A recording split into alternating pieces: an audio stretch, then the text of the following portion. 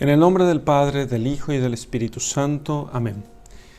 ¿Qué tal, amigos? ¿Cómo están? Vamos a hacer la lección divina del Evangelio según San Juan, capítulo 6, versículos 24 al 35. Capítulo 6, versículos 24 al 35.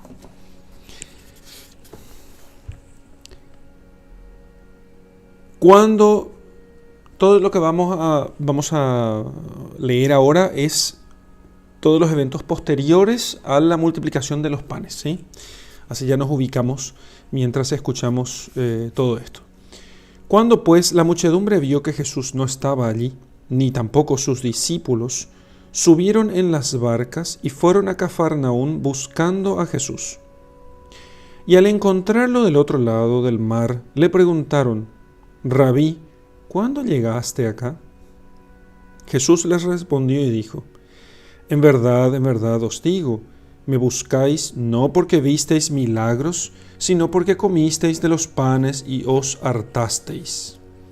Trabajad no por el manjar que pasa, sino por el manjar que perdura para la vida eterna, y que os dará el Hijo del Hombre, porque a éste ha marcado con su sello el Padre Dios. Ellos le dijeron: ¿qué haremos pues para hacer las obras de Dios? Jesús les respondió y dijo: la obra de Dios es que creáis en aquel a quien Él envió. Entonces le dijeron: ¿qué milagro haces tú para que viéndolo creamos en ti? ¿Qué obras haces? ¿O qué obra haces? Nuestros padres comieron el maná en el desierto, como está escrito: les dio de comer un pan del cielo. Jesús les dijo: en verdad os digo, Moisés no os dio el pan del cielo. Es mi Padre quien os da el verdadero pan del cielo. Porque el pan de Dios es aquel que desciende del cielo y da la vida al mundo. Le dijeron: Señor, danos siempre este pan. Respondióles Jesús: soy yo el pan de vida. Quien viene a mí no tendrá más hambre, y quien cree en mí nunca más tendrá sed. Bien, entonces, este texto es la continuación de la multiplicación de los panes, toda la escena posterior a la multiplicación de los panes. Y en esta escena él anuncia o comienza a hablar del pan de vida que ha sido prefigurado por el maná en el desierto y también por la reciente multiplicación de los panes, que había impresionado mucho a la gente. Imagínense ustedes, todo el mundo quedó impresionado por la multiplicación de los panes. O sea que este hombre multiplica los panes, ya no vamos a pasar hambre. Ya nadie se va a resolver el problema del hambre. Porque el problema del hambre, el problema de la miseria es un problema político y social en cualquier tiempo. No solamente en nuestros días, en nuestros tiempos, sino que en cualquier tiempo ha sido un problema político y social muy importante, la cuestión del hambre. Y resulta que parece que podía resolver el problema. Y fíjense que para Jesús el tema del hambre no es el principal problema. Hoy mucha gente piensa que ese es el principal problema, inclusive piensa que la iglesia y los cristianos deberían abocarse fundamentalmente en resolver el problema del hambre. Jesús está en desacuerdo. Y eso se nota clarísimamente con el diálogo que nosotros tenemos aquí en los versículos 24 al 35 del capítulo 6 de San Juan. Vamos a ver, entonces hagamos la lección con más detenimiento. Entonces, cuando pues la muchedumbre vio que Jesús no estaba allí, ni tampoco sus discípulos, subieron en las barcas. O sea, cuando vieron que su proveedor de panes y peces ya no estaban allí, entonces subieron en las barcas y van hasta Cafarnaún, donde habían llegado Jesús con los discípulos, después de la tempestad en el mar, después de haber caminado sobre las aguas. Bueno, entonces llegaron a Cafarnaún. Al encontrarlo del otro lado del mar, la muchedumbre llegó. Empezaron a llegar los jefes, los líderes de la multitud. Y entonces: Rabí, ¿cuándo llegaste aquí? ¿En qué momento llegaste? ¿Cómo puede ser que hayas llegado y nosotros no nos enteramos? ¿En qué momento saliste de allá? ¿Por qué nos abandonaste? ¿Por qué nos abandonaste? ¿Por qué nos dejaste? ¿Por qué te desocupaste de nosotros? Y Jesús inmediatamente les responde, en verdad os digo, que me buscáis no porque visteis milagros, o sea, no porque visteis una intervención poderosa de Dios. No fue por eso que me buscabais. No me buscáis por eso, sino porque comisteis de los panes y os hartasteis. O sea, recibieron ustedes todo lo que querían, comieron y se llenaron el estómago y por eso me están buscando. No porque vieron una intervención de Dios, un milagro como señal de la acción de Dios, por la cual Dios quiere llamar la atención hacia alguna cosa en particular. Porque eso es lo que dice. O sea, que uno puede decir, ¿cómo puede ser si la gente realmente vio un milagro y por eso fue a buscarle? No, lo que está diciendo el Señor es, ustedes me buscan no porque vieron milagros, o sea, no porque vieron una señal de Dios que les está llamando la atención hacia algo en particular, sino porque ustedes comieron y se llenaron, porque se quedaron satisfechos con la comida. Por eso me buscan. Y ustedes lo que quieren es que continúe esa satisfacción. Imagínense, ya vamos a dejar de trabajar. Ya no va a haber problemas. ¿Qué importa si el rey cobra muchos o pocos impuestos? O que tengamos guerra o no, total, con este hombre como rey, porque querían hacerlo rey inmediatamente después de aquel milagro, ya no tendríamos ningún problema para poder resolver nuestras necesidades. Imagínense ustedes. Entonces, me buscan no porque vieron milagros, sino porque comieron de los panes y se hartaron, quedaron hartos, o sea, satisfechos. Y entonces inmediatamente el Señor les dice, trabajad no por el manjar que pasa, sino por el manjar que perdura para la vida eterna, y que os dará el Hijo del Hombre. Trabajen, no por la comida, o sea, no trabajen principalmente por esta comida. Claro, después San Pablo va a decir que el que no trabaja, no coma. Pero el Señor nos está diciendo a aquellos hombres que no trabajen por la comida del cuerpo y que dejen de trabajar simplemente. Lo que les está diciendo es que trabajen más bien, ¿sí? Trabajen más bien por el manjar que perdura para la vida eterna. Por el manjar que perdura para la vida eterna. No por el manjar que pasa, no por la comida, no por el alimento que pasa con esta vida, porque hay un alimento que pasa con esta vida. No trabaje más bien por la salud del cuerpo. Por eso decimos, incontables veces hemos dicho que uno tiene que trabajar descansar, trabajar, alimentar su cuerpo para la gloria de Dios. O sea, para poder glorificar a Dios con nuestro cuerpo, con nuestras energías.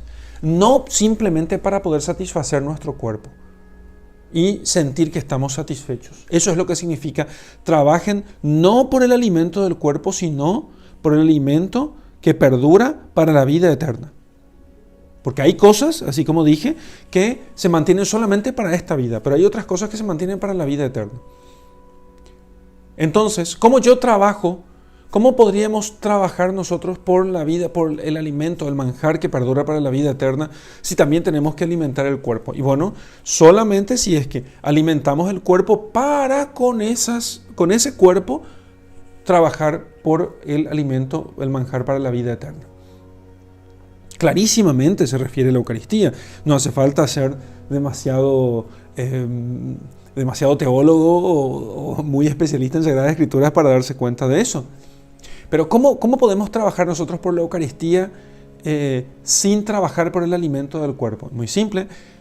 Cuando una persona trabaja en su trabajo de siempre, en su empleo, en su trabajo, un mecánico, trabaja para poder hacer un buen trabajo y entregar su servicio a aquellos que requieren de sus servicios para arreglar sus automóviles, sus medios de transporte, pero lo hace no para poder comer principalmente, sino que lo hace para que alimentándose él, entonces él pueda tener fuerzas para poder glorificar a Dios, tanto con su trabajo como con los frutos de su trabajo.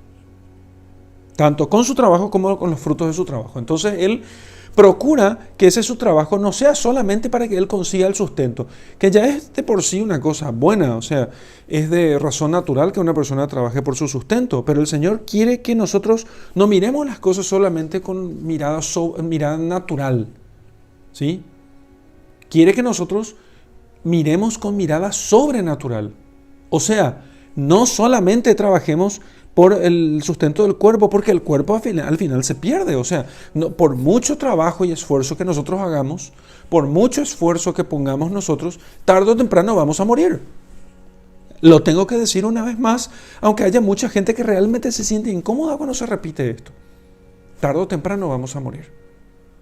Entonces, no trabajen por el alimento perecedero. ¿Qué tal si comienzan a trabajar ustedes por el alimento que lleva a la vida eterna? Entonces, aunque tengas que ir a tu trabajo, aunque tengas que presentarte en tu lugar de trabajo, en el empleo, en el empleo que estás, en la empresa donde prestas tus servicios, que lo hagas no por el alimento del cuerpo, sino por el alimento que perdura para la vida eterna. O sea, para cumplir con el mandamiento de Dios, para ser fiel a Él, para amar al prójimo, para hacer bien mi trabajo y santificarme en Él. Porque entonces, si yo soy fiel en lo poco, o sea, en el trabajo con el cual consigo el alimento que pasa, también entonces Dios me va a dar el alimento para la vida eterna. Entonces Dios me va a dar el alimento para la vida eterna. Trabajad no por el manjar que pasa, sino por el manjar que perdura para la vida eterna. ¿Quién dará ese manjar que perdura para la vida eterna? Os dará el Hijo del Hombre, porque a éste ha marcado con su sello el Padre Dios. Os dará el Hijo del Hombre, el Mesías, porque al Mesías les ha marcado con su sello el Padre. ¿Y cuál es su sello? ¿Cuál es el sello de Dios en el Mesías? Los milagros. O sea, los milagros y la profecía, que son las dos marcas de la acción de Dios. Allí donde hay profecía y allí donde hay milagro, allí entonces tenemos la acción de Dios, ¿sí?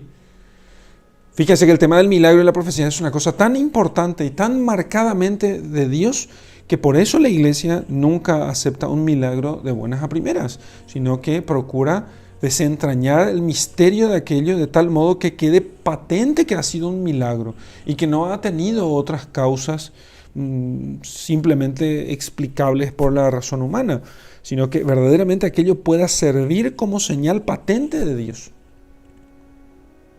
Allí Jesucristo hacía muchos milagros para que quede muy patente todo aquello. No hizo solamente un milagro, hizo muchos milagros.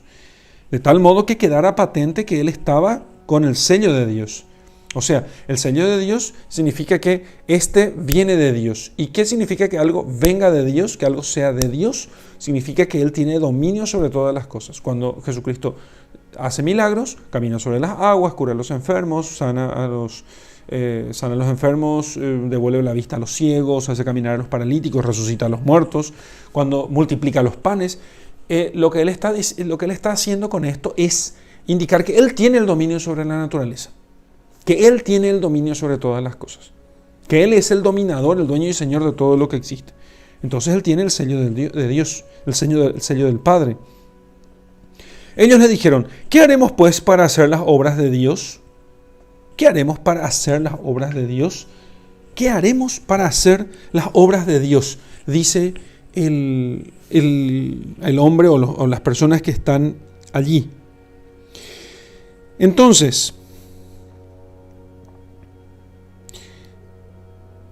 dice en el comentario de Straubinger, dice lo siguiente: le preguntan por las obras y él señala la obra por excelencia, la obra interior que consiste en creer recta y plenamente. Esa es la obra, la obra de Dios, la obra que Dios espera de nosotros, que nosotros creamos, que creamos recta, ¿sí? Que creamos recta y plenamente. La fe es también la obra de Dios en el sentido de que es Él quien nos atrae, que la fe es que es gracia de Dios, ¿sí? Y que Él es el que nos mueve a nosotros para que nosotros podamos creer en Él. Entonces, ¿Qué tenemos que hacer entonces? Dice versículo 28. Ellos le dijeron, ¿qué haremos pues para hacer las obras de Dios?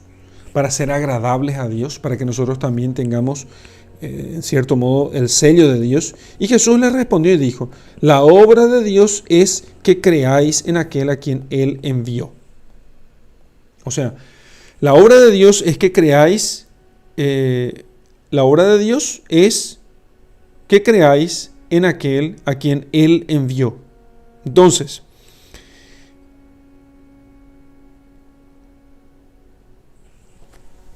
¿y eso por qué? Por dos razones, como dice, según el comentario de Straubinger, que me parece que queda claro. En primer lugar, ¿por qué creer en aquel? Fíjense ustedes, hay una aparente complicación aquí. Dice, la obra de Dios es que ustedes crean en aquel que Él envió. Podríamos preguntar, la obra de Dios es que creamos en aquel que Él envió. Pero si creer es una obra nuestra, que Él envíe a alguien es una obra de Dios, no nuestra. Nosotros tenemos que creer. Bueno, dos cosas. Primero, cuando decimos que es una obra de Dios, es una obra recta y plena, o sea, algo que es perfecto, podríamos usar el término, algo que es perfecto, algo que es recto, moralmente recto y pleno, o sea, digamos así, completo. Entonces, que nosotros creamos que lo bueno es bueno, que yo crea que lo bueno es bueno, porque Jesucristo todo lo ha hecho bien, y entonces multiplica los panes, cura a los enfermos, camina sobre las aguas, resucita a los muertos, hace milagros, hace el bien a todos y enseña y lleva a la gente a la conversión. Entonces, ¿qué hacían los fariseos? Lo que ellos hacían era decir que lo bueno que hacía Cristo era malo. Porque la obra farisaica propiamente siempre es, nunca olvidemos, decir que lo bueno es malo y decir que lo malo es bueno. Pero principalmente decir que lo bueno es malo. Esa es la obra farisaica por excelencia. La obra de Dios, en cambio, es llamar que el sí sea sí y el no sea no. Entonces, que nosotros reconozcamos que aquello que se está haciendo es de Dios, porque es una cosa buena, eso es obra de Dios. Eso es por un lado, ¿sí? Entonces, lo segundo es que nosotros podamos, que entendamos que la fe en el Hijo de Dios es no solamente una cosa buena que nosotros tenemos que reconocer como bueno, sino que también es una obra que se realiza porque Dios nos empuja a hacer. Entonces, no es una cosa que nosotros podamos hacer por nuestras propias fuerzas, sino que Dios nos empuja a hacer aquello. Dios nos empuja a hacer aquello. Así que la fe en el Hijo de Dios, la fe en el Mesías, la fe en el Redentor es, por una parte, algo que es recto y pleno, porque vemos nosotros que su obra, la obra del Mesías, es venida de Dios, es buena y es completa, es una cosa buena. Y por otro lado, porque es Dios el que está empujando eso en nosotros, con su gracia. Él es la fuente del bien en nosotros propiamente. Entonces, ¿qué haremos para hacer las obras de Dios? ¿Qué haremos para poder ser buenos? ¿Qué haremos para poder hacer el bien? ¿Qué haremos para poder ser aceptados delante de Dios? Y Jesús le responde, la obra de Dios es que creáis en aquel a quien Él envió. ¿Sí? Entonces le dijeron, ¿qué milagros haces tú para que viéndolo creamos en ti? O sea, ¿qué haces? ¿Qué milagros? ¿Qué señales? ¿Qué signos haces tú para que nosotros creamos que tú eres el enviado? ¿Qué obra haces?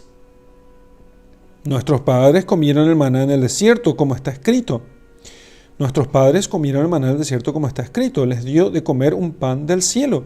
O sea, el maná del cielo, solamente para recordar, cuando ellos estaban en el desierto, no había modo de sembrar en el desierto, y entonces ellos recibieron, cada mañana, ellos recibían, caía del cielo, o amanecía,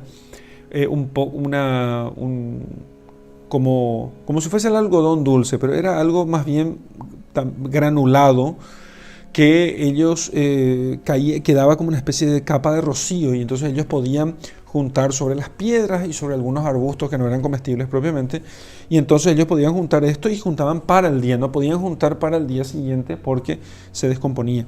Entonces, y eso era maná. Maná en realidad es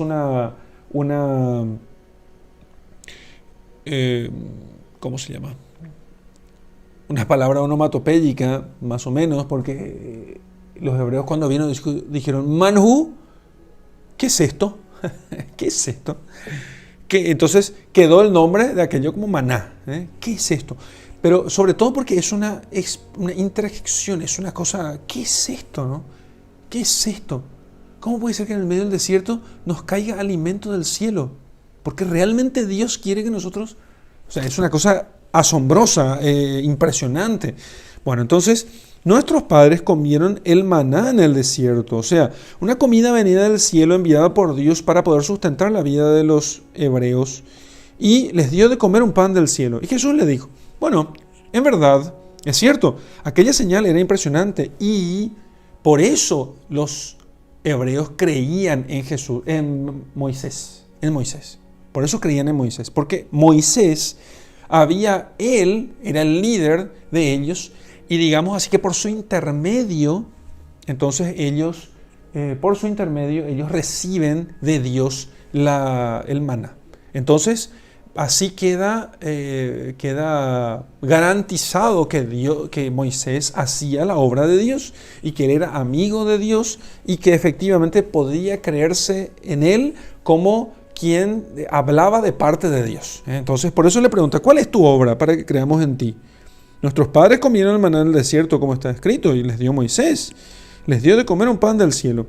Y entonces por eso Jesús les responde, en verdad os digo, Moisés no os dio el pan del cielo, es mi Padre quien os ha dado el verdadero pan del cielo. Es mi Padre el que les dio, no fue Moisés, les recalca. Porque el pan de Dios es aquel que desciende del cielo y da la vida al mundo. Entonces, pero aquello era solamente un signo, un tipo de... En este esquema de tipo y antitipo, ¿no? Entonces tenemos el antitipo, es el maná, y el tipo es la Eucaristía. O sea, aquello es figura y esto es la realidad. Aquello es figura y esto es la realidad. El maná es figura y la realidad es la Eucaristía. El maná es figura y la realidad es la Eucaristía. Entonces, el pan de Dios, Moisés no os dio el pan del cielo, es mi Padre quien os da, pero ya no el pan aquel que ustedes llaman el pan del cielo, sino Él da el verdadero pan del cielo. El verdadero pan del cielo. ¿A qué nos referimos nosotros con el verdadero? ¿A qué se refiere Jesucristo el verdadero? Significa que hay cosas que son solamente figuras de lo verdadero. Figuras de lo verdadero. Cosas como imágenes imperfectas que nos preparan para poder ver aquello que es lo verdadero. Por eso nosotros podemos decir, por ejemplo, de un vino que no es verdadero vino y de otro vino que sí es verdadero vino. Y podemos decir de una persona, sí, fulano es bueno, pero de fulano es verdaderamente bueno. ¿De quién decimos que es verdaderamente bueno? De aquel que propiamente encarna la bondad, de quien la bondad sale naturalmente, ¿no? En cambio, el que es bueno, pero no verdaderamente bueno, es aquel que se esfuerza por ser bueno, pero es como que no le sale naturalmente. Se esfuerza, ciertamente, pero no naturalmente. No le sale naturalmente la bondad. Entonces, aquí cuando dice el verdadero pan del cielo, porque aquel pan no era el pan del cielo, el pan como dice al principio de esta perícopa, el pan que permanece para la vida eterna, sino que porque ellos comieron y luego murieron. Comieron y luego murieron. O sea, ese no es un pan definitivo. De hecho, el maná dejó de darse a los hebreos cuando ellos entraron a la tierra prometida. Cuando llegaron a las puertas de la tierra prometida, antes de entrar, se acabó el maná. Entonces, no era solamente figura, pero ahora viene un verdadero pan del cielo que no se va a terminar, sino que se les dará a los fieles hasta la entrada a la tierra prometida, y que realmente es la realización plena de aquella figura del Antiguo Testamento. Entonces, Señor, danos siempre de este pan. Parece que no entienden ellos realmente qué es lo que hay aquí. O sea, que ellos no entienden a qué se está refiriendo. Pero le dicen sinceramente, danos entonces siempre de este pan. Si este pan es el verdadero pan del cielo y es mayor que aquel pan que recibieron nuestros padres en el desierto, danos siempre de este pan. Y finalmente Jesús les dice, yo soy el pan de vida. Quien viene a mí no tendrá más hambre, y quien cree en mí nunca más tendrá sed. Yo soy el pan de vida. Quien viene a mí no tendrá más hambre, y quien cree en mí nunca más tendrá sed. Entonces, aquí finalmente descubre él esto y diciendo que él es el pan de vida. Que él es el pan de vida. Y aquí, claro, podríamos decir que, bueno, se refiere a Jesucristo como un símbolo de pan. Si Jesucristo no hubiese dicho después, el que come mi carne, nosotros hubiéramos pensado simplemente al modo protestante, que es tener el pan de vida, es acercarse simplemente a Jesús. Pero después Jesús va a decir que el que come mi carne y el que bebe mi sangre, ese tiene vida eterna. Y después va a decir, esto es mi cuerpo y este es el cáliz de mi sangre. Entonces, si hubiera quedado solamente en esto, entonces nosotros podrían tener razón los evangélicos, los protestantes, para decir que es solamente una cuestión de tener fe y acercarse a Él, y que la gracia de Cristo es el pan de vida con el cual Él nos alimenta. Sin embargo, nosotros no podemos quedarnos en este versículo solamente y quitarlo del contexto de toda la Sagrada Escritura, sino que ya a partir de aquí, porque tenemos la fe verdadera, entonces vamos a decir que esto se estaba refiriendo ya a la Eucaristía. Ya se refería a la Eucaristía, y entonces no podemos simplemente cerrar los ojos ante esta realidad. De hecho, es lo que va a decir Jesucristo después en los versículos siguientes. Yo soy el pan vivo, el que come de este pan, el que come mi carne es verdadera comida y mi sangre es verdadera bebida. Entonces, el que coma de este pan, se refiere cuando dice el que coma, 35, yo soy el pan de vida, quien viene a mí no tendrá más hambre. Entonces, quien viene a mí no tendrá más hambre. Aquel que viene a mí para que yo lo alimente, ya no tendrá más hambre. Y el que cree en mí, y creer en Jesucristo es creer en su sangre, o sea, en la redención, gracias, o sea, por la cual, en la redención, en la cual Jesucristo derrama su sangre para redimirnos de nuestros pecados, ¿sí? Ese no tendrá más sed. Pero esto se va a realizar completamente en la Eucaristía, propiamente, en la Eucaristía. Entonces, porque la Eucaristía es la que va a realizar propiamente beber su sangre y comer de su carne.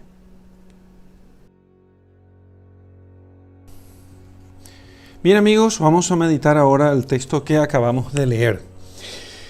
Bien, entonces, evidentemente aquella muchedumbre buscaba a nuestro Señor no porque era el Redentor y porque era dispensador de bienes espirituales, sino porque era un solucionador de problemas materiales. Nuestro Señor quiere que nosotros entendamos que Él no vino a resolver nuestros problemas de tipo económico, social, incluso político. No vino a resolver esos problemas. Es cierto que es más fácil para las personas dar culto a Dios cuando tienen la barriga llena. Sin embargo, ese no es el principal tema, y una persona puede muy bien, aún en las circunstancias más adversas, puede también creer en Dios. Puede también entregarle su vida, puede servirle, puede creer en el Redentor y salvar su alma. Entonces, realmente no se trata de resolver los problemas materiales. Hay mucha gente en la iglesia, y hoy en especial, probablemente, quizá digo yo, mucho más que en otros tiempos, quizá, no estoy tan seguro para poder afirmar eso, pero parece que mucho más que en otros tiempos, hay gente que piensa que la misión de la iglesia es resolver los problemas materiales de la gente. Entonces, uno ve campañas, grandes campañas de la iglesia por el hambre cero, qué sé yo, campañas de caridad para poder vencer el hambre, pero casi ninguna campaña, o muy pocas, en las cuales se invita a la gente a ir a misa, que es donde las personas a ir a misa y con buenas disposiciones para poder recibir el pan de vida que es Jesucristo. Entonces, ¿de qué sirve que las personas, como a veces los progresistas suelen decir, ¿de qué sirve que te vayas a que comulgues de rodillas y al final en tu corazón odies a tu hermano? También nosotros podemos decir otro tanto, ¿de qué sirve dar de comer a tu hermano y llenarle el estómago con comida si al final se termina condenando? Si al final se termina condenando. ¿De qué sirve que yo les lleve comida a los pobres si no les predico a Cristo y por no creer en Jesucristo terminan perdiendo el alma? O sea, ni siquiera pudieron preservar su vida porque esa vida era caduca, la vida del cuerpo es caduca, y después tampoco lograron ellos alcanzar la vida eterna porque no se han alimentado del pan vivo que es Jesucristo. Entonces no sirve de mucho. No significa, aquí no pretendemos nosotros desvalorizar no pretendemos desvalorizar las obras de caridad que se hagan en la iglesia, que son muy buenas. Y el Señor mismo nos incentiva a hacerlo cuando dice, bueno, tuve hambre y me diste de comer, tuve sed y me diste de beber, estuve preso y me visitaste, estuve enfermo y fuiste a verme. Entonces, el Señor quiere que nosotros hagamos obras de caridad, pero no trabajen por el alimento perecedero, sino por el manjar que permanece para la vida eterna. He leído muchísimas veces en muchos blogs y sitios web donde se respira así, teología de la liberación, ¿no? Se respira materialismo, se respira ese inmanentismo teológico donde se procura más bien el bien terrenal y el bien corporal antes que el bien espiritual, y donde aquel texto de Mateo 25, creo que es, Mateo capítulo 25, donde se habla del juicio que hace nuestro Señor Jesucristo cuando separa las ovejas, los buenos de los malos, y que a los buenos los lleva justamente porque ellos dicen, tuve hambre y me diste de comer, tuve sed y me diste de beber. Pero lo que no podemos olvidar es que no podemos quitar un texto del contexto de toda la Sagrada Escritura. Y aquí el Señor es claro cuando les dice, ustedes me buscan no por los milagros y las señales de Dios, ustedes me están buscando porque llenaron sus estómagos. Ustedes me están buscando por eso. Y es un tema que en la iglesia nosotros hemos de cuidar. Nosotros ciertamente no pocas veces vamos a tener que hacer obras de caridad, pero si solamente quedamos en alimentar el cuerpo y no hablamos de Jesucristo, no aprovechamos aquello para hacer que las personas se alimenten del pan verdadero, el pan que baja del cielo, entonces habremos perdido el tiempo. Habremos perdido el tiempo. Y como iglesia, aunque pueda sonar un poco duro, habremos estafado a la gente. Y habremos sido infieles con la misión que el Señor ha encomendado a su iglesia. Habremos sido infieles con la misión que el Señor ha encomendado a su iglesia.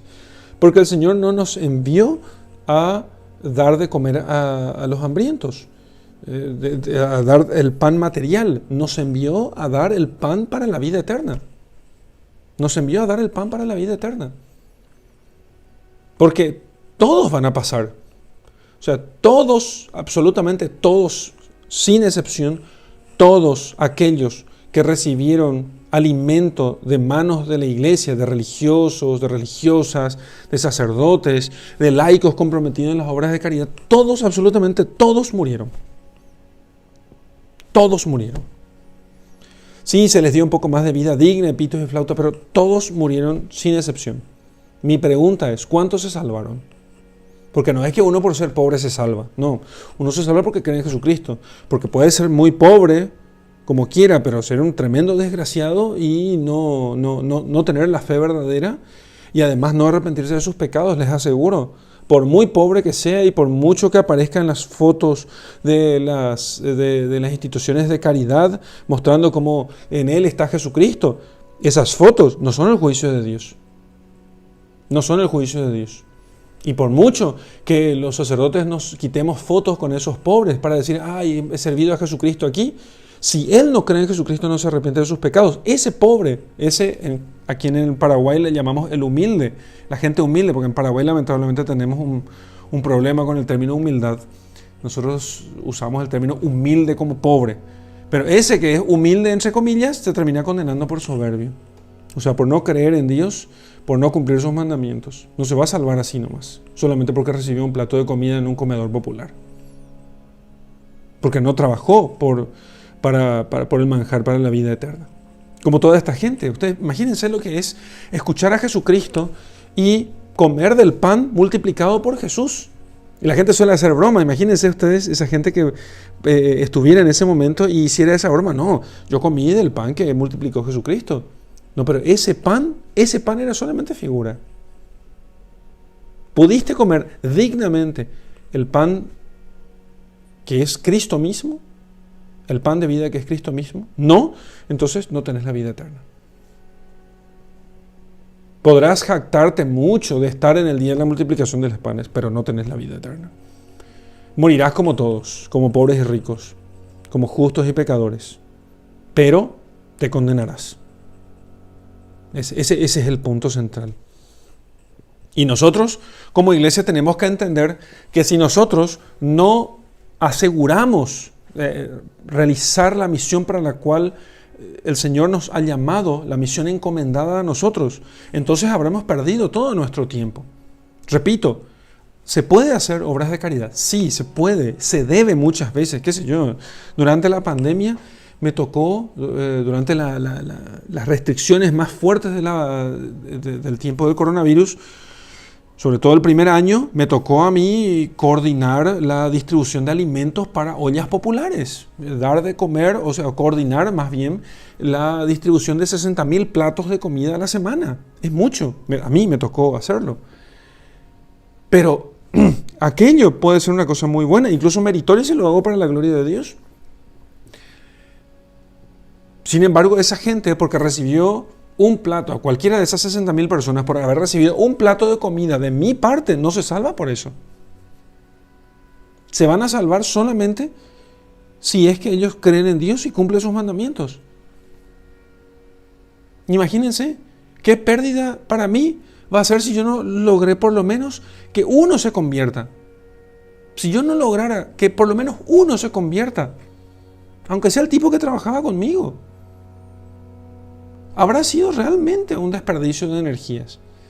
Habrá sido un desperdicio de fuerzas. Porque toda esa gente que comió, que estaba desesperada durante esa crisis tan grande que tuvimos, que pasaba hambre, que me escribía diciendo, Padre, no tengo con qué darles de comer, toda esa gente también morirá un día, necesariamente. De 1000 razones distintas. O miles de razones distintas. Trabajen más bien, trabajen, no por el alimento, trabajen no por el alimento que pasa, sino por el alimento que perdura para la vida eterna y que les dará el Hijo del Hombre.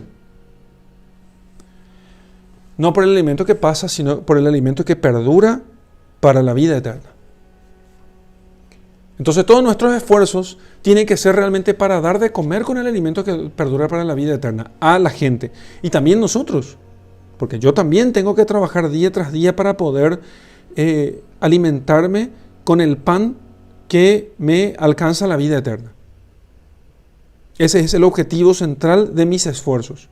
Y como dije antes en la lección, ahora en la meditación, vuelvo a decirlo, pero un poco más extendidamente, que aunque yo trabaje para hacer algo, digamos así, qué sé yo, alguna cosa que no sea estrictamente espiritual, qué sé yo, soy mecánico y tengo que arreglar coches, soy agricultor y tengo que cultivar la tierra, soy limpiador y tengo que atender que esté limpio el pasillo, las salas de una institución, no importa, todo eso yo puedo hacerlo por el pan que pasa o por el pan que me da la vida eterna. Entonces, ¿cómo puedo hacer una cosa y otra haciendo lo mismo? ¿Sí? Y bueno, si mi objetivo central al limpiar el piso es solamente ganarme el dinero de fin de mes, o sea, yo lo hago para comer, entonces voy a tener ese premio, o sea, voy a tener el premio que es comida para comer. Pero si yo lo hago para la gloria de Dios y procuro hacer bien, no simplemente para agradar a mis jefes, que no ha de ser muy difícil, simplemente que esté limpio aquello en la hora que corresponde. Pero si además de eso lo hago en estado de gracia, agradecido con Dios, ofreciendo mis esfuerzos en unión con los sacrificios de Cristo en la cruz, si todo eso hago yo unido a los santos y a los ángeles del cielo, como miembro de la iglesia, entregando en las manos de la Santísima Virgen los méritos de aquel trabajo y de aquel esfuerzo, Ciertamente, también voy a recibir el pago del salario a fin de mes, pero además voy a trabajar por el pan que no pasa, o sea, por el pan que perdura para la vida eterna. Si procuro trabajar yo, no solamente cumpliendo las leyes laborales y el contrato que tengo con aquel que me contrató, sino que además procuro cumplir los mandamientos allí, entonces voy a trabajar no por el pan que pasa, sino por el pan que perdura para la vida eterna. San José María Escrivá ha sido realmente toda una señal en nuestros tiempos cuando se ha divulgado mucho el trabajo de empleo, porque en España, que es donde San José María Escrivá desarrolló su apostolado en vida,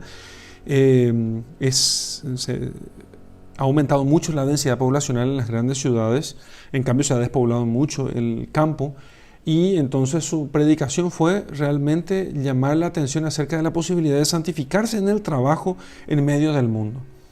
Entonces, todos sus escritos como Caminos, Forja, sus sermones y homilías de San José María Escrivá, él apunta a que los laicos principalmente consigan entender que ellos pueden santificarse en medio del mundo en sus labores cotidianas.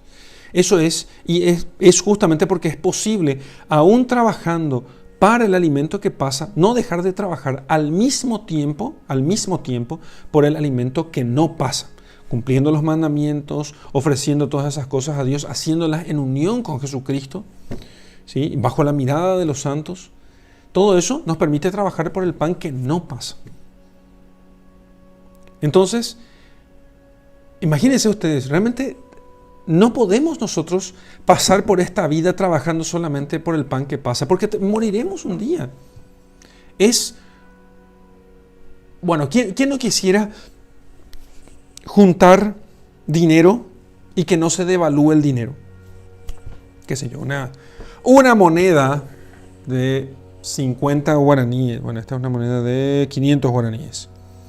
Bueno, mis padres cuentan que en Paraguay ellos podían comprar con una moneda de 1 guaraní o de 5 guaraníes cosas que hoy nosotros necesitamos de 1.000, 2.000 o 3.000 guaraníes, aunque la moneda paraguaya es una moneda muy estable a lo largo de toda su historia.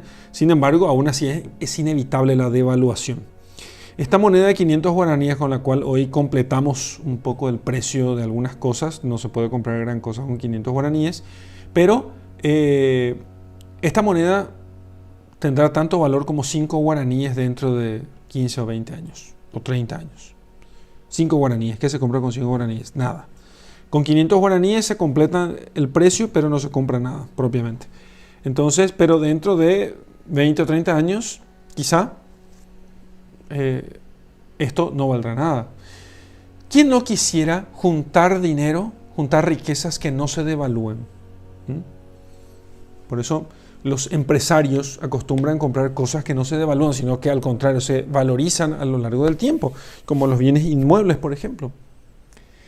Ahora, el pan para la vida eterna, la riqueza del reino, es algo que realmente no se devalúa, no se enmohece, porque justamente como es un pan para la vida eterna, es un pan que no se enmohece, es un pan que no se descompone, es un pan que permanece ya en la eternidad desde el día de hoy. Es cierto que la Eucaristía puede enmohecerse en cuanto tal, pero no el que hace que la Eucaristía sea, la Eucaristía puede enmohecerse en sus accidentes, ¿sí? En sus accidentes puede enmohecerse, pero no en su sustancia, porque su sustancia es Dios eterno.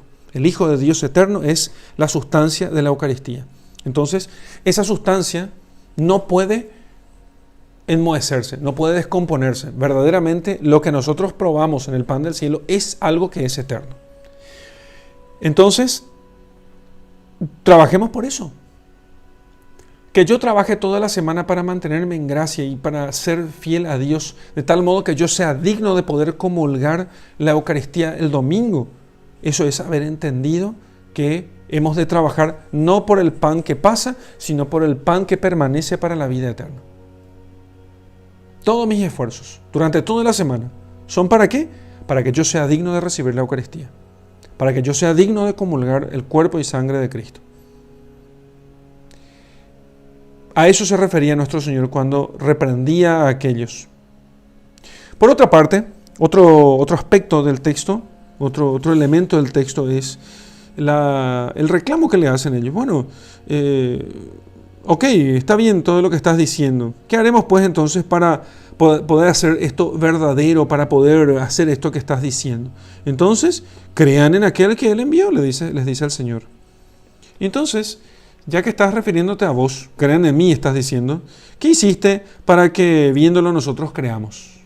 ¿Qué hiciste para que nosotros creamos que vos venís de parte de Dios? Entonces, vean ustedes el grado de maldad de aquellos hombres que preguntan eso a nuestro Señor después de haber comido del pan de la multiplicación. Porque la incredulidad es así, ¿eh? No vamos a pensar nosotros que si nosotros estuviéramos allí todos creeríamos, sino que realmente, incluso cuando pensemos en los santos, los santos hicieron muchas veces grandes milagros y han sido muy buenos con la gente, y sin embargo muchos de ellos igual aún así fueron perseguidos. Eso es típico. Imagínense, el mismo nuestro Señor Jesucristo que multiplicó los panes, dio de comer a todo el mundo y le decía, ¿qué milagros haces? Está bien, hiciste un milagrito de multiplicar los panes, pero ¿qué es multiplicar los panes? Yo conozco gente que también hace. Fulano de tal, don fulano que vive en el barrio tal, también dice que multiplica los panes. Entonces, no ha de ser tan difícil. Puede ser que tengas algún conocimiento de algunas cosas y Dios puede permitir también eso, pero ¿quién dice que Dios quiere que creamos en vos? ¿Quién dice que Dios quiere que creamos en vos? No, estoy repitiendo estas actitudes, así estoy teatralizando las actitudes, esta conducta, estas respuestas, porque no pocas veces yo creo que no pocas veces he visto inclusive esto, al ver, sacerdotes muy buenos que han hecho de todo por los suyos, también algunos obispos que han hecho de todo por los suyos, y después cuando estos obispos o sacerdotes sufren la persecución o la dificultad, aquellos que se alimentaron de sus manos terminan diciendo, ¿y qué hiciste por nosotros para que nosotros creamos que venís de Dios? Lo he visto. Me sorprendía. Y me sorprendía en ese momento. Pero creo que ya no me sorprendo más, porque si a Jesucristo también le sucedió, eso significa que eso está en las posibilidades de nuestra naturaleza. La ingratitud por el servicio hecho. Y sobre todo la malicia de los fariseos que dicen, ¿y qué hiciste para que te creamos? ¿Qué hiciste para que realmente nosotros creamos en vos? ¿Tú qué haces? ¿Qué obras haces? Mira que nuestros padres comieron maná en el desierto. Claro, aquel milagro fue enorme. Era dar de comer a 1 millón de personas más o menos durante 40 años. Aquello fue una cosa marcante para los hebreos y quedó marcadísimo en toda su literatura, en toda su teología, en su historia, en sus cánticos. Lo del maná fue una cosa que quedó muy grabada en la memoria de ellos. Fue un milagro continuo, patente, notorio. ¿Qué haces? Bueno, también notorio fue dar de comer a 5.000 personas sin contar mujeres y niños. Pero, aunque eso era muy notable, el Señor quería con eso mostrarnos a nosotros que nuestra incredulidad puede ser muy grande. Nosotros también, inclusive nosotros los de la iglesia, podemos muchas veces preguntarle al Señor, ¿y qué haces vos para que yo te crea que siempre vas a estar conmigo? ¿Que nunca me vas a dejar solo? ¿Por qué tengo que creer en vos si no hiciste en mí todavía ningún milagro grande? No necesita el Señor hacer ningún milagro grande en mí. ¿Bastaría una pequeña señal? Por eso el Señor admira a aquel centurión que dice, no soy digno de que entres en mi casa, pero di una palabra y bastará para sanarme. Una sola palabra tuya. No necesito más que eso. Solamente una palabra necesito. Qué conveniente que la iglesia en su liturgia haya querido que nosotros, al ver a Jesucristo ya presente en la Eucaristía, digamos, Señor, repitamos las palabras del centurión, no soy digno de que entres en mi casa, di una palabra y quedaré sano. Di una palabra, Señor. No hace falta que sean grandes prodigios y milagros. Pero esta gente tentó a Dios diciendo, después del milagro de la multiplicación de los panes, ¿qué obras haces para que creamos en ti? ¿Qué obras haces? ¿Qué milagros más podés hacer? Después de 2000 años de historia de la iglesia y de persecución, de testimonio de los mártires, de milagros en los santos, ¿qué más podés hacer para que creamos en ti? Por eso conviene mucho para que nosotros no cometamos el error de pensar, de exigir señales a Dios. Y no es que Dios no quiera dar señales, pero esas señales las va a dar siempre como respuesta a nuestra fe. Entonces, para que nuestra fe crezca, no vayamos a pedir señales a Dios. Lo que tenemos que hacer es leer la vida de los santos, leer sus historias, leer la historia de la iglesia, leer el testimonio de los mártires, leer las Sagradas Escrituras. Todo eso alimenta nuestra fe. ¿Qué puedo hacer para que crezca mi fe en Dios? Y bueno, puedo pedir a Dios que, qué sé yo, haga bailar el sol delante de mis ojos. Pero eso sería tentarlo. Eso sería tentarlo. Lo que yo puedo hacer es simplemente mirar a la historia de la iglesia, a la vida de los santos, a las Sagradas Escrituras, y entonces ver todo lo que ha sucedido. Y entonces creer. Ese es un camino muy fácil y muy al alcance de nuestras manos de poder crecer en la fe. Que podemos hacer todos. Y entonces podremos creer en Él. Y entonces podremos realmente recibirlo a Él como pan del cielo y alimentarnos de Él. ¿Cómo alimentarnos de Jesucristo? Bueno, creyendo en Él. Podemos alimentarnos de Jesucristo creyendo en Él. Porque si creemos en Él, así como acto de fe, vamos a recibir a Jesucristo presente, verdadera, real y sustancialmente en el sacramento de la Eucaristía. Danos siempre de este pan, dicen finalmente aquellos. Yo soy el pan de vida. Quizás no entendían mucho, pero enseguida el Señor les revela y quiere que así también nosotros revelemos a los demás. Yo soy el pan de vida. Él es el pan de vida. El que viene a Él no tendrá más hambre. Quien cree en Él nunca más tendrá sed. El que viene a Él y lo recibe ya no tiene hambre, ya no tiene necesidad de nada. ¿Por qué entonces sucede que aunque comulgamos parece que siempre nos falta fe?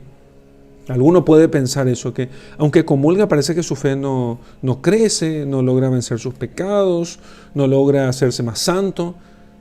Si al que recibimos realmente es a Jesús, verdadero Dios y verdadero hombre, con su cuerpo, sangre, alma y divinidad en la Eucaristía, bastaría entonces una sola comunión para que nosotros seamos completamente distintos, para que quedemos completamente santificados, para que ya no tengamos nosotros deseo del pecado y solamente deseemos el cielo. Sin embargo, el problema está en que nosotros lo recibimos con insuficientes disposiciones, con malas disposiciones, desconcentrados de la Eucaristía, no creyendo suficientemente en Él. Por eso es necesario que nosotros, para recibir con fruto la comunión eucarística, a Jesús en la Eucaristía, nosotros nos preparemos mucho.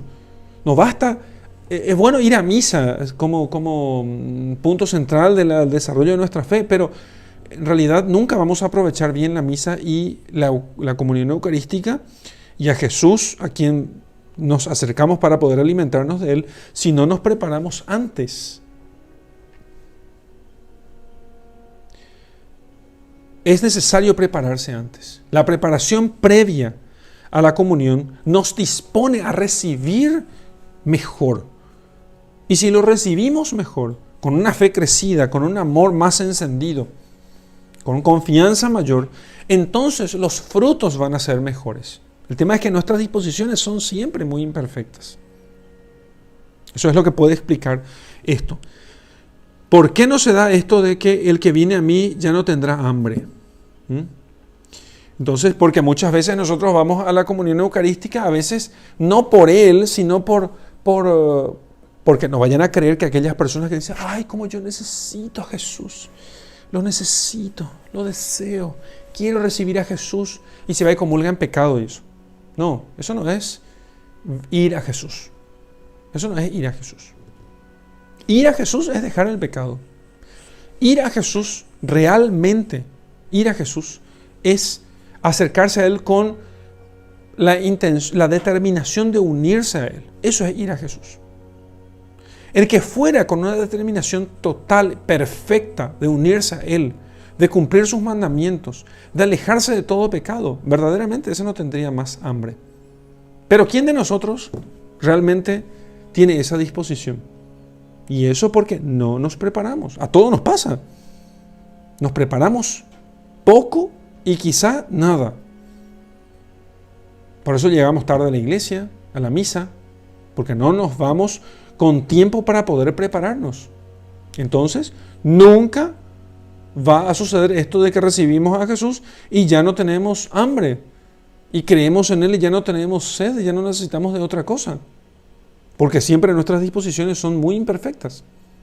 Por eso, el tema es las disposiciones. Necesitamos disponernos mejor para que entonces pueda realmente producir en nosotros el fruto que tiene que producir. Que es que si nosotros lo recibimos, ya no tengamos hambre.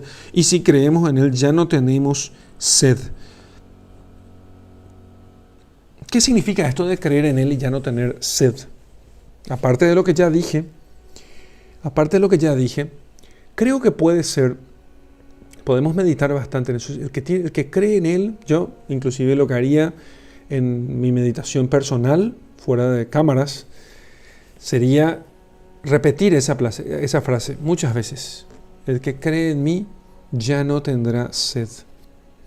Y pensaría en mí, si yo realmente sigo teniendo la sed, ustedes saben cómo es. La sed es una necesidad imperiosa de poder satisfacer aquello que uno puede vivir relativamente mucho tiempo sin comida, pero sin agua casi nada. En pocos días termina muriendo. Pocos días muere, muy poquitos. Sin agua no puede vivir mucho tiempo. El que cree en mí ya no tendrá sed. O sea, el que cree en mí ya no va a morir. Ya no va a tener necesidad de algo tan vital como el agua, porque la fe en Jesucristo va a hacer las veces de todo aquello que es más vital. Fíjense que ese es el sentido de la cosa. Entonces, al creer en Él, nosotros terminamos saciando lo más importante en nosotros. ¿Qué es lo más importante en nosotros? ¿Qué es lo más importante en nosotros? Porque cuando nosotros creemos en Él, nosotros lo que estamos diciendo es que Él es la verdad y que todo lo que Él enseña es la verdad. Nuestro entendimiento, nuestra alma, tiene sed de verdad. Dice los filósofos antiguos que el hombre tiene un deseo natural de saber, quiere saber la verdad. Y que entonces el conocimiento de la verdad realmente le satisface como el beber el agua satisface al hombre.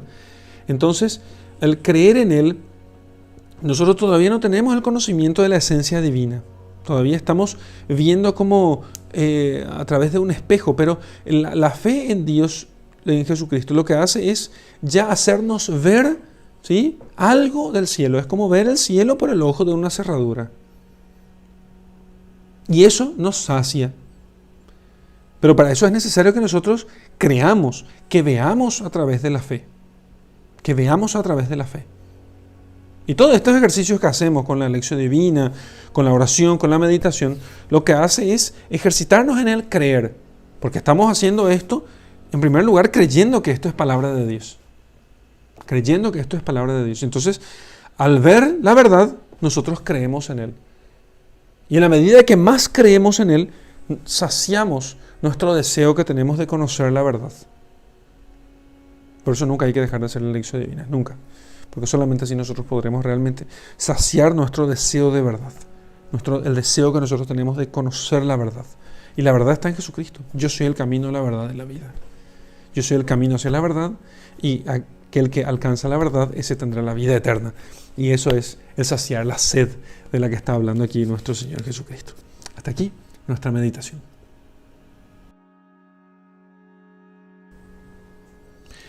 Muy bien, hermanos, vamos a hacer oración ahora sobre los textos que acabamos de meditar. En el nombre del Padre, del Hijo y del Espíritu Santo. Amén. Señor Jesús, reconozco que muchas veces te he buscado por bienes materiales, que pocas veces te he pedido que aumentes mi fe, que pocas veces te he pedido que aumentes la esperanza en ti, que pocas veces te he pedido que aumentes mi amor hacia ti, que pocas veces, Señor, te he pedido que aumentes en mí las virtudes que necesito para poder amarte más. Te pedí muchas veces que me resuelvas problemas, trabajo, estudios, dinero. Y ciertamente no me estás pidiendo que yo no te pida eso, pero que tenga como fin principal el pan que permanece para la vida eterna. Y sin embargo, creo que he pensado muy pocas veces en la Eucaristía, en recibirte dignamente y para eso pedirte todos los otros bienes que me concedes y que estás tan dispuesto a poder concederme. Porque, ¿qué es para ti, Señor, darme un trabajo? ¿Qué es para ti, Señor, darme un techo, darme comida? No cuesta nada. Pero esos no son bienes que realmente sean importantes, que sean grandes. Te puedo pedir pan para hoy o puedo pedirte el pan para la vida eterna. Y sin embargo, reconozco, Señor, que muy pocas veces te he pedido eso. Y quiero, Señor, realmente avergonzarme por eso y pedirte perdón. Y rogarte, Señor, que aumentes en mí la fe, la esperanza y la caridad. Y que me concedas el pan eterno, el pan para la vida eterna. Aunque tenga que pasar hambre, aunque tenga que pasar sed, hambre y sed en el cuerpo, no dejes, Señor, que pase hambre y sed en el alma. No dejes, Señor, que quede sin aquel alimento que es para la vida eterna, el cual estoy seguro querrás preparar con gran abundancia delante de mí. Gloria al Padre, y al Hijo, y al Espíritu Santo, como era en el principio, ahora y siempre, y por los siglos de los siglos. Amén.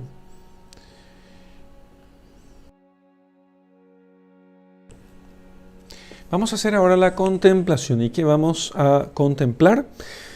Entonces, quiero que, como contemplación, ¿sí?, quiero que mires a Jesucristo en la última cena, ¿sí?, y que estás sentado con Él.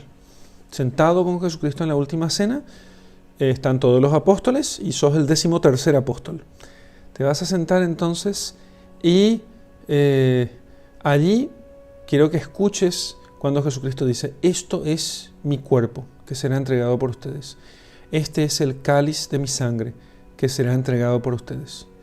Y quiero que inmediatamente le digas al Señor: Señor, tengo hambre, ¿dónde está el asado? Yo sé que te va a parecer raro eso y vas a decir: ¿cómo voy a pedirle al Señor si lo que está...? No, quiero que sientas la incoherencia. Quiero que empieces a pedirle todos los bienes materiales, corporales que sueles pedirle siempre, ¿sí? Quiero que esos bienes le pidas. Ahí cuando el Señor está ofreciendo la Eucaristía. Y quiero que sientas con fuerza la falta de correspondencia entre tus pedidos y lo que el Señor te está ofreciendo. Y quiero que veas cómo el Señor sí te quiere ofrecer todo eso que le estás pidiendo, pero te va a decir al final: ¿y no quieres también la vida eterna? Esa va a ser nuestra contemplación. Y te dejo con mi bendición. En el nombre del Padre, del Hijo y del Espíritu Santo. Amén.